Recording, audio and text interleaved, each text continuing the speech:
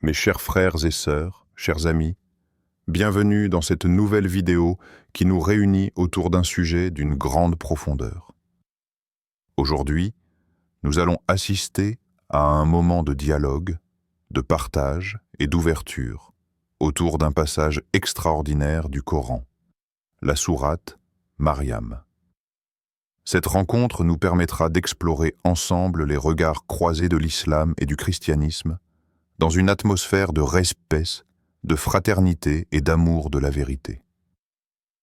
Avant de commencer, je vous invite à vous abonner à cette chaîne Lumière de la vérité, à aimer cette vidéo si elle vous inspire, à la partager avec vos proches et surtout à participer dans les commentaires. Votre voix compte, vos impressions comptent, et nous serons heureux de vous lire. Restez bien jusqu'à la fin, car ce que nous allons découvrir ensemble est spécialement conçu pour vous, et vous ne voudrez rien manquer. Et maintenant, imaginez avec moi une grande place publique, en plein cœur d'une ville, où musulmans et chrétiens se sont rassemblés. Sous l'ombre d'arbres majestueux, deux hommes de foi s'avancent avec respect. D'un côté, le cheikh Abdallah, homme au regard apaisant, à la barbe soignée, connu pour sa sagesse et son sens du dialogue. De l'autre, le père Matthieu, prêtre catholique rayonnant de bienveillance, un sourire franc aux lèvres et un cœur ouvert à la discussion. Les deux hommes se serrent la main devant l'assemblée attentive. Que la paix soit sur vous, cher Père Matthieu. C'est pour moi une joie et un honneur de me tenir à vos côtés devant cette belle assemblée afin de partager ce que le Coran dit de Marie, la mère de Jésus, paix sur eux. Et que la paix soit également sur vous, cher Cheikh Abdallah.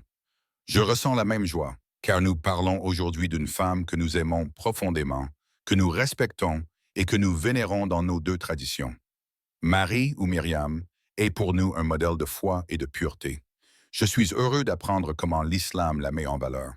Effectivement, cher frère, la sourate Mariam commence par évoquer le prophète Zacharie et son fils Jean, Yahya, que vous appelez Jean-Baptiste, et se poursuit en décrivant la naissance miraculeuse de Jésus, fils de Marie. Permettez-moi de réciter ces versets magnifiques. Et mentionne Marie dans le livre. Lorsqu'elle se retira de sa famille en un lieu à l'est, elle mit entre elle et eux un voile. Nous lui envoyâmes alors notre esprit, qui se présenta à elle sous la forme d'un homme parfait. Elle dit, « Je me réfugie contre toi auprès du tout miséricordieux, si tu es pieux. » Il dit, « Je suis en fait un messager de ton Seigneur pour t'annoncer le don d'un fils pur. » Koran ondokus, on alte ila ondokus. C'est bouleversant. Vous savez, ce récit me rappelle immédiatement l'Évangile selon Luc, où l'ange Gabriel annonce à Marie qu'elle concevra un fils par l'action du Saint-Esprit. Le parallèle est frappant. Dans l'Évangile, l'ange dit, « Réjouis-toi, comblé de grâce, le Seigneur est avec toi. Tu concevras et enfanteras un fils, et tu l'appelleras Jésus. Il sera grand et sera appelé Fils du Très-Haut. » Luke 1:28-32. Subhanallah, quelle proximité entre nos deux écritures. Ce que je trouve important, cher père, c'est que le Coran insiste sur la pureté et l'élévation de Marie. Dr Zakir Naik rappelle souvent que Marie est la seule femme mentionnée nommément dans le Coran et qu'une sourate entière lui est consacrée. Cela montre combien elle est honorée en islam. Je trouve cela magnifique. Dans notre foi aussi, Marie est la mère de Jésus, mais également une figure de sainteté incomparable. Les premiers conciles de l'Église l'ont appelée Théotokos, c'est-à-dire Mère de Dieu, non pas pour élever Marie elle-même au rang divin, mais pour affirmer la nature divine de Jésus. Et dans l'islam, nous voyons Jésus comme le Messie, un prophète puissant, né miraculeusement sans père, par la volonté de Dieu. Le Coran dit, « Pour Dieu, Jésus est comme Adam qu'il créa de poussière, puis il lui dit, « Sois, et il fut. » Coran ut elidocus. Ainsi, son miracle de naissance n'est pas une preuve de divinité, mais une preuve du pouvoir de Dieu.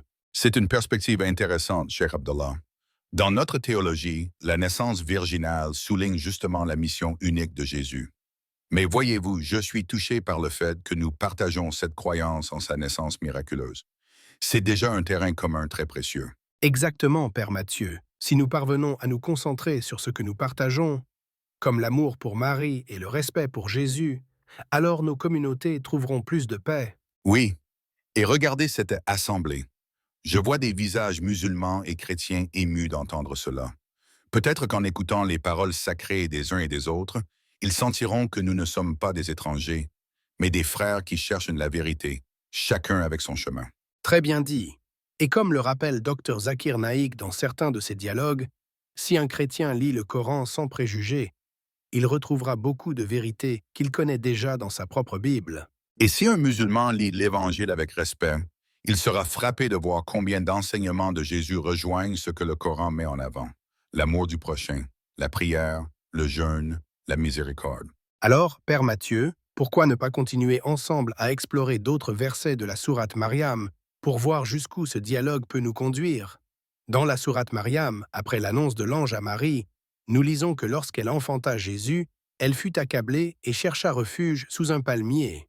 Le Coran dit « Les douleurs de l'enfantement l'amenèrent au tronc du palmier. Et elle dit « Hélas, que ne suis-je morte avant cet instant ?» Alors il l'appela d'au-dessous d'elle. « Ne t'afflige pas. Ton Seigneur a placé à tes pieds un ruisseau. Secoue vers toi le tronc du palmier. Il fera tomber sur toi des dattes fraîches et mûres. » Coran 19:25. C'est un récit très touchant. Dans l'Évangile, nous ne voyons pas ce détail des dattes et du ruisseau, mais nous savons que Marie a mis au monde Jésus à Bethléem, dans des conditions très simples, presque dans la pauvreté. L'Évangile selon Luc dit, « Elle mit au monde son fils premier-né. Elle l'emmaillota et le coucha dans une mangeoire, parce qu'il n'y avait pas de place pour eux dans la salle commune. » Luc 2:7. Les deux récits soulignent sa solitude, sa douleur, mais aussi le secours de Dieu dans ce moment unique. Oui, et remarquez comme Dieu a pourvu à Marie dans son isolement. Les dattes et l'eau sont un signe de sa miséricorde. Le message est clair. Même dans l'épreuve la plus difficile, Dieu ne laisse pas tomber ses serviteurs. Dr Zakir Naik dit souvent que cette scène illustre la providence divine. C'est une belle leçon spirituelle. Dans notre tradition, nous voyons aussi les bergers venir à la crèche comme un signe que Dieu se révèle d'abord aux humbles. Là encore, je remarque une ressemblance. Dieu choisit toujours les cœurs simples et sincères pour accueillir ses dons. Exactement. Et dans le Coran, après la naissance, Marie revient vers son peuple avec l'enfant. Les gens l'accusent. « Ô Marie, tu as fait une chose monstrueuse. » Coran 19:27. Mais Marie garde le silence et désigne l'enfant. Alors, le bébé Jésus parle et dit « Je suis vraiment le serviteur de Dieu. Il m'a donné le livre et m'a désigné prophète. » Coran 19:us. Voilà un point qui m'émerveille. Pour nous, Jésus commence sa mission plus tard, à l'âge adulte, lorsqu'il est baptisé par Jean au Jourdain. Mais dans le Coran, sa parole miraculeuse dès le berceau confirme sa mission dès sa naissance. Cela me fait réfléchir.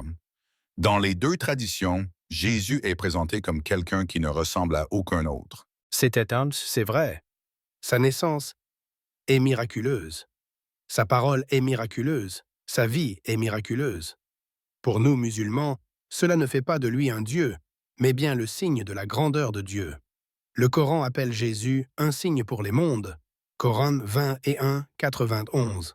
Pour les chrétiens, justement, ses miracles et sa vie hors du commun sont des indices de sa nature divine. Mais je comprends la perspective musulmane, et je suis heureux que vous insistiez sur son rôle de signe, car dans l'Évangile aussi, les miracles de Jésus sont des signes qui pointent vers Dieu. Vous voyez, Père Mathieu, nous avons ici un terrain commun. Jésus est un signe de Dieu. Nous divergeons sur sa nature, mais nous reconnaissons tous deux qu'il n'est pas un homme ordinaire. C'est vrai, et je dois dire que j'admire le respect avec lequel le Coran parle de Jésus et de Marie. Peut-être que beaucoup de chrétiens ignorent cela. Si seulement davantage de fidèles lisaient ces passages, ils comprendraient que les musulmans ne rejettent pas Jésus, mais l'honneur.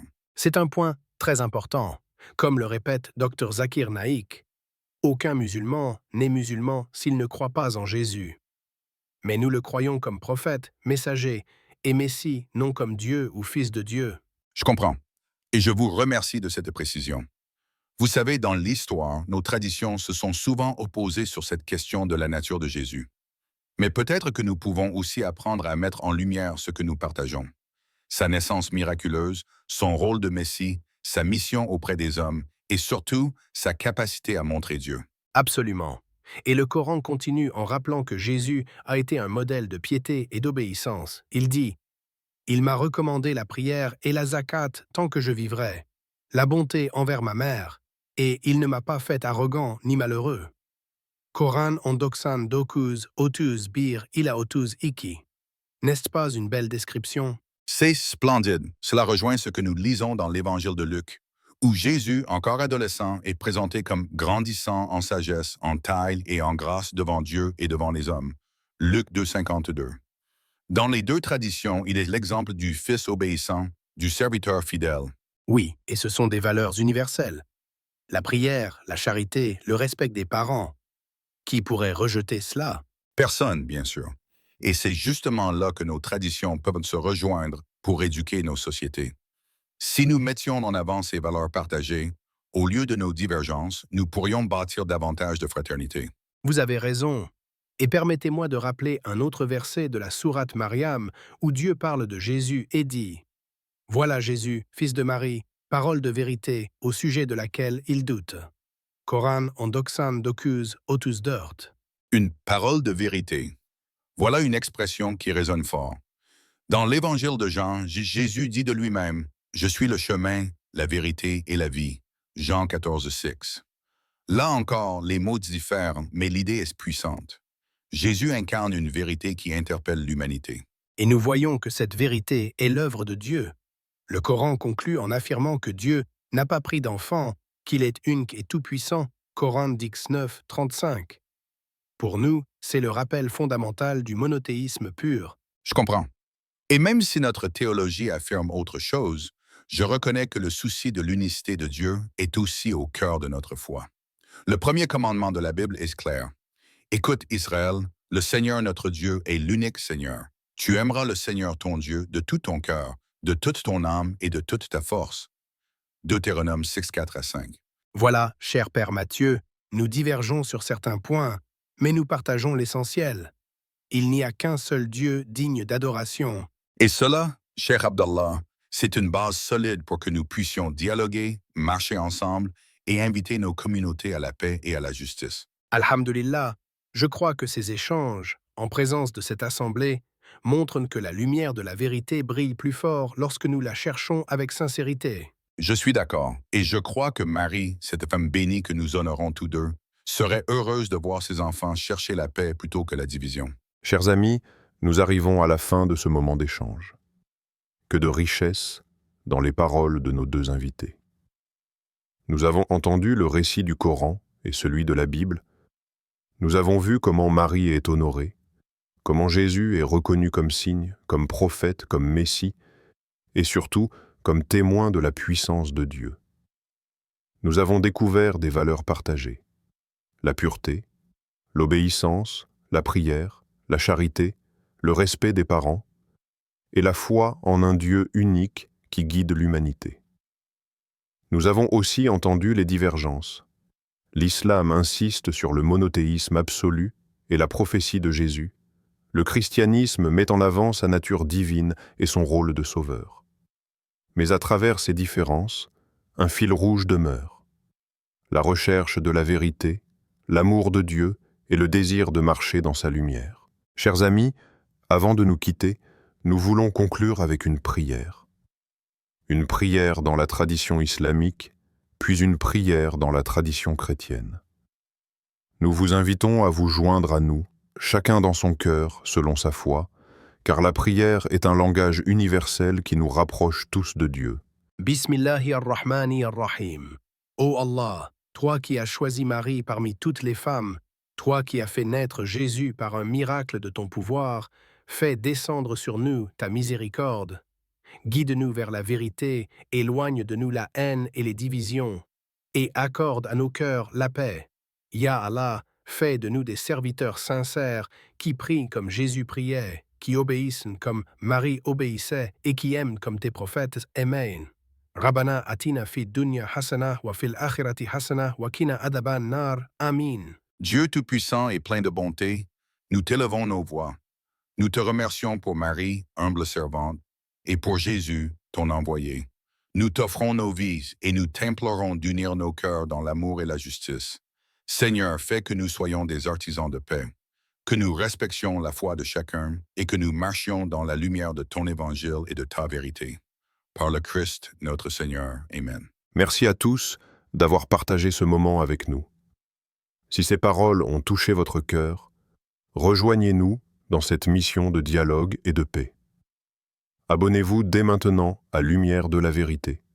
Partagez cette vidéo autour de vous et laissez vos impressions dans les commentaires. Ensemble, faisons rayonner la lumière de l'amour, de la vérité et de la miséricorde.